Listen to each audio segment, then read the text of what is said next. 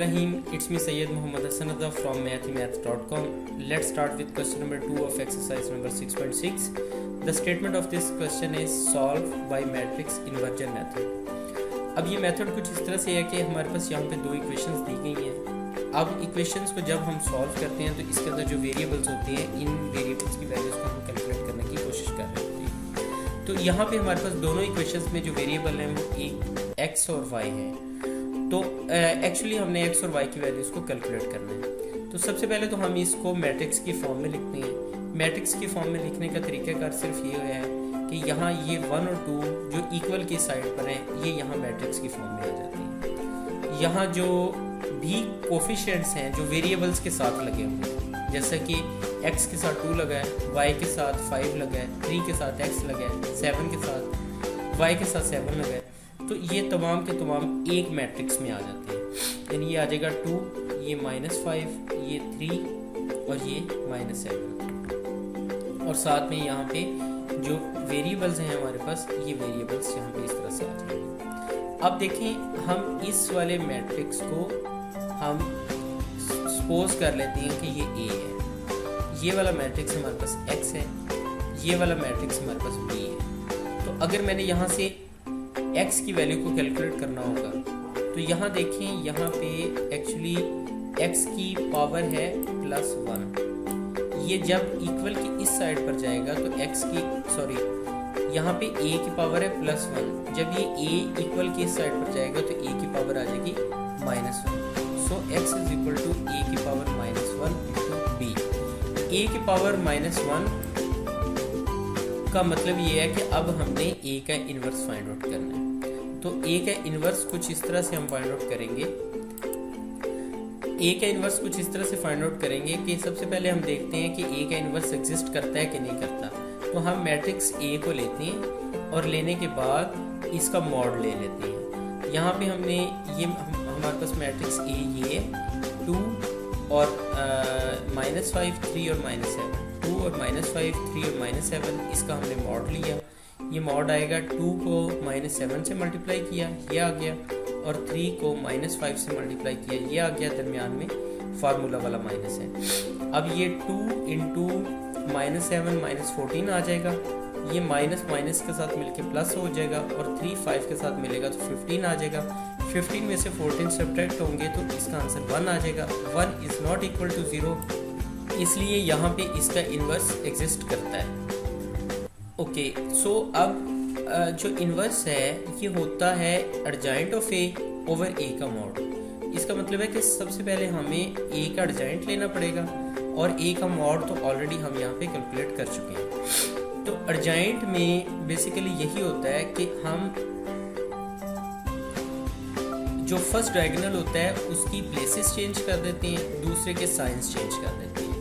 तो first diagonal के यहाँ पे प्लेसेस चेंज की, ये आ जाएगा -2, यहाँ पे आ जाएगा -7 और 2 यहाँ पे आ जाएगा। ये -7 और 2 यहाँ आ गया। दूसरे के साइंस चेंज करते हैं तो ये +5 यहाँ -3 आ जाएगा, यहाँ +5 और यहाँ पे -3 आ जाएगा। अब हमारे पास a का इन्वर्स जो होता है वो adjoint of a over a का मॉड होता है। ये हमने एडजॉइंट ऑफ a लिखा, ये इसका a का मॉड यहाँ पे हमने 1 ले लिया। तो इस तरह से हमारे पास a का इन्वर्स जो है ये आ गया -7, 5, -3 और 2। अब हम यहाँ पे क्योंकि हमने x की वैल्यू को फाइंड आउट करना है और x है हमारे पास x और y, तो हम यहाँ पे a इन्वर्स b, तो यहाँ पे हम a का इन्वर्स जो अभी लिया है, यानी कि ये -7, 5, -3 और 2, इसको b के साथ मल्टीप्लाई कर देते हैं। तो ये मल्टीप्लिकेशन बड़ी सिंपल है। इस मल्टीप्लिकेशन में होगा ये कि यहाँ पे ये दोनों एलिमेंट्स इन दोनों एलिमेंट्स के साथ यहाँ पे मल्टीप्लाई हो जाएंगे, इन दोनों एलिमेंट्स के साथ। और ये इसकी मल्टीप्लिकेशन -7 1 से मल्टीप्लाई होगा, ये आ जाएगा। 5 2 से मल्टीप्लाई होगा तो ये आ जाएगा। इसके बाद यहाँ पे ये दोनों एलिमेंट्स इन दोनों एलिमेंट्स के साथ मल्टीप्लाई हो जाएंगे, यानी -3 1 से मल्टीप्लाई होगा और 2 2 से मल्टीप्लाई होगा। यहाँ पे ये इस तरह से आ जाएगा। अब नेक्स्ट यहाँ पे ये हमारे पास -7 इंटू 1 -7 आ जाएगा, और 5 इंटू 2 +10 आ जाएगा, -3 इंटू 1 -3 आ जाएगा, और 2 इंटू 2 हमारे पास 4 आ जाएगा। अब ये हमारे पास -7 + 10 इज इक्वल टू हमारे पास 3 आ गया, और 4 में से 3 सब्ट्रैक्ट हुआ तो 1 आ जाएगा। अब हम इन्हें इक्वेट कर लेते हैं, तो हमारे पास x की वैल्यू 3 और y की वैल्यू 1 आ गई। इस तरह से हमने दोनों वेरिएबल्स जो कि ऊपर इक्वेशन में थे उनकी वैल्यूज़ को फाइंड आउट कर लिया। x इज इक्वल टू 3 और y इज इक्वल टू 1 आ गया। अब हम इसी क्वेश्चन के सेकंड पार्ट की तरफ चलते हैं। यहाँ पे 3x + 2y is equal to 10, 2y - 3x is equal to -4 है। इसको हम सबसे पहले इसको हम मैट्रिक्स की फॉर्म में लिखते हैं। मैट्रिक्स की फॉर्म कुछ इसकी इस तरह आएगी, 3 और 2 और 2 और -3।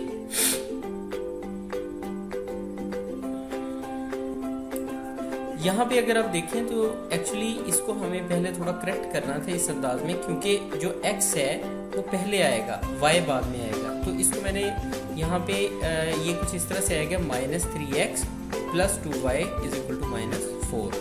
तो अब इसकी निस्बत से हमारा जो हमारी दूसरी रो होगी वो कुछ इस तरह आएगी, -3 2 और यहाँ पे इक्वल आ जाएगा -4। तो यहाँ पे ये एक मैट्रिक्स आ गया, 10 और -4, यहाँ पे 3 2 और -3 और 2 यहाँ पे इस तरह से आ जाएगा, यहाँ पे x y साथ इस तरह से आ जाएगा।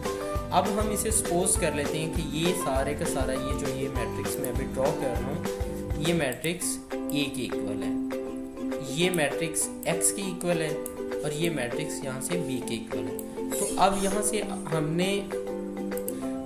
अगर हमने यहाँ से x की वैल्यू को फाइंड आउट करना है, तो हम यहाँ से a को यहाँ से इक्वल की साइड पर लेके जाएंगे। तो यहाँ पे a की जो पावर है यहाँ पे है +1, बिल्कुल इसी तरह जैसा कि अभी लास्ट क्वेश्चन में बताया था। तो उसमें ये a इक्वल की साइड पर जाएगा, तो यहाँ पे x इज इक्वल टू आ जाएगा a की पावर -1 इंटू b। यानी हमें यहाँ पे अब a का इन्वर्स लेना है और साथ में b लेना है, और इस क्वेश्चन के आगे जितने भी पार्ट्स हैं ये बिल्कुल इसी तरह से हम इसे सॉल्व करेंगे। तो चलते हैं अब क्वेश्चन को सॉल्व करते हैं। यहाँ पे x is equal to a inverse b। a inverse लेने के लिए सबसे पहले हमें a का मॉड लेना होता है। a का मॉड हम इसलिए लेते हैं ताकि हम ये देख सकें कि क्या इसका इन्वर्स एग्जिस्ट भी करता है या नहीं। तो a का मॉड हमने यहाँ लिया, मॉड 3 × 2 ये आ जाएगा, -3 इंटू 2 ये आ गया, ये 3 इंटू 2 6 आ जाएगा, और -3 इंटू 2 -6, और माइनस के साथ ही मल्टीप्लाई हुआ तो ये +6 आ गया। तो 6 + 6 इज इक्वल टू 12 आ जाएगा। अब ये 12 क्योंकि 0 के इक्वल नहीं है इसलिए इसका इन्वर्स एग्जिस्ट करता है। अब हम सिंपल ऐसा करते हैं कि a का क्योंकि इन्वर्स लेना है तो इन्वर्स होता है एडजाइंट ओवर इसका मॉड। तो मॉड तो हमने ले लिया, आप एडजाइंट फाइंड आउट कर लेते हैं। एडजाइंट में हम सिंपल इस तरह से करते हैं कि इनकी प्लेसेस चेंज कर देते हैं। सो 3 की जगह 2 आ जाएगा और 2 की जगह 3 आ जाएगा, इनके साइंस चेंज कर देते हैं। ये -2 हो जाएगा, ये +3 हो जाएगा, ये -2 + 3। सिंपल यहाँ पे हमने a का एडजाइंट ओवर a का मॉड लिया, ये हमारे पास आ गया 1/12 इंटू 2 - 2 3 एंड 3, ये मैट्रिक्स आ गया। अब हम यहाँ से वो फार्मूले में वैल्यूज पुट करते हैं। ये हमारे पास है x is equal to a inverse b, ये हमारे पास a इनवर्स आ गया सारे का सारा, और साथ में हमारे पास यहाँ पे ये b आ गया। इनको हम सिंपली मल्टीप्लाई करते हैं। ये हमारे पास मल्टीप्लिकेशन बहुत सिंपल है।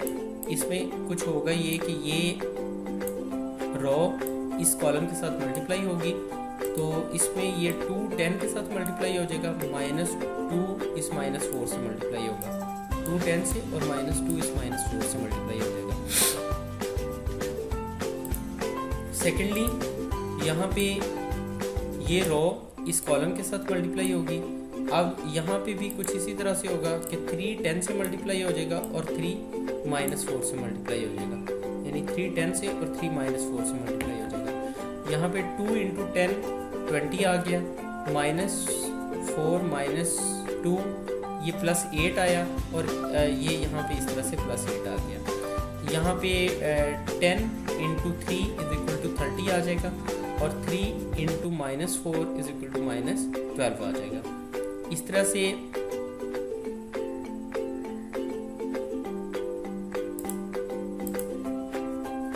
यहाँ पे 28 आ गया, यहाँ भी 28 आ गया, तो 12 दोनों पर यानी इन दोनों एलिमेंट्स के डिनोमिनेटर में आ जाएगा, तो ये 28/12, और यहाँ पे 18 आया है, 18/12। तो आफ्टर कटिंग ये जो भी इस पे मतलब ये 6 से डिवाइड हो रहा है, तो ये आ जाएगा 3/2, और ये दोनों एलिमेंट 4 से डिवाइड हो रहे हैं, तो ये आ जाएगा 7/3। तो इस तरह से अब हमने वैल्यूज़ को इक्वेट किया, तो x की वैल्यू आई 7/3 और y की वैल्यू आ जाएगी हमारे पास 3/2। इस तरह से हमने x और y की दोनों वैल्यूज़ को कैलकुलेट कर दिया। अब इसका थर्ड पार्ट बिल्कुल इसी तरह से है जैसा कि अभी हमने बाकी 2 पार्ट सॉल्व किए। मैं इसे बड़ा स्लाइटली मूव कर रहा हूँ, आप इसे क्योंकि ये वीडियो में सेव हो रहा है, तो आप इसे कहीं भी किसी जगह स्टॉप करके देख सकते हैं। 5th पार्ट भी आपके लिए एज ए असाइनमेंट में छोड़ रहा हूँ, आप इसे ट्राई करें कि आप इसे खुद से सॉल्व करें, और अगर किसी जगह पे आपको कोई कन्फ्यूजन आ रही है तो आप हमसे कांटेक्ट करें। हमारा YouTube चैनल अवेलेबल है, आप उसे सब्सक्राइब करें ताकि हमारी लेटेस्ट वीडियोज़ और अपडेट्स आपको मिलती रहें। Thanks for watching mathemeth.com।